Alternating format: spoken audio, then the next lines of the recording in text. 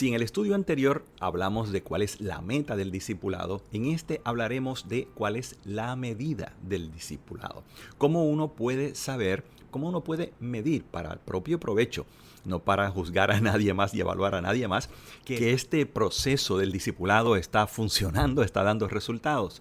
De algo en esa dirección es que vamos a hablar en este estudio. Crecer espiritualmente hacia la madurez es algo que ocurrirá en nuestras vidas como algo natural, o sea, inevitable. De la misma manera que una planta o un bebé crecerán, si están saludables, por supuesto, el cristiano también crecerá, si es saludable, por supuesto.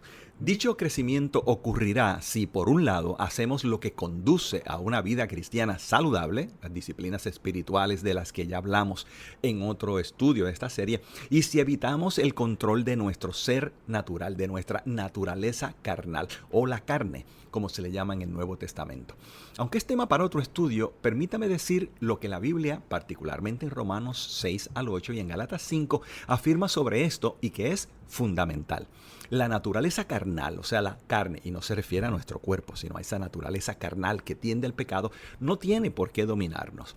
Aunque nos acompañará hasta el final de nuestros días, no tiene por qué dominarnos, ya que por el sacrificio de Cristo y por la obra del Espíritu Santo tenemos la capacidad de vencer, de dominar nuestra naturaleza carnal. O como lo dice el apóstol Pablo en Romanos 6, ya no somos esclavos del pecado.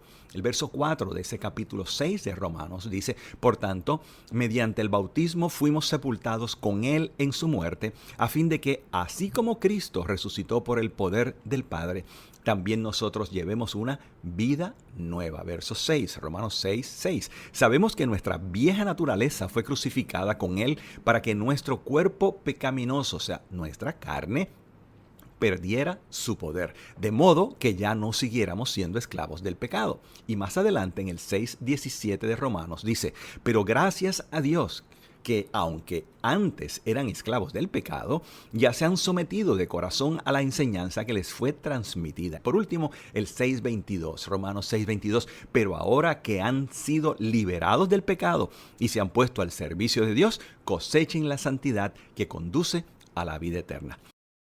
Gracias a esta maravillosa obra de Dios en nosotros, las características de la naturaleza pecaminosa, nuevamente de la carne, estarán cada vez menos presentes en nuestra vida, perderán poco a poco su poder.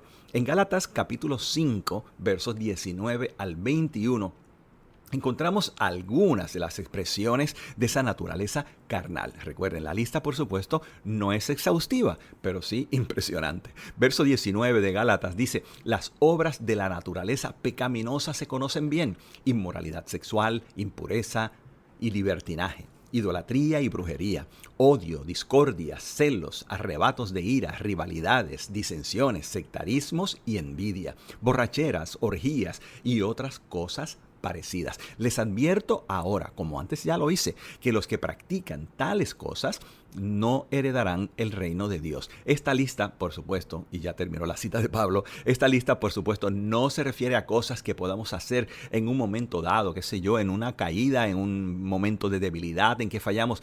Esta lista se refiere a prácticas frecuentes que se conviertan en un hábito, en parte de nuestro carácter. Una persona que es cristiana, que sigue a Cristo en este hermoso proceso del discipulado, definitivamente no vive de esta manera. Que Dios te bendiga.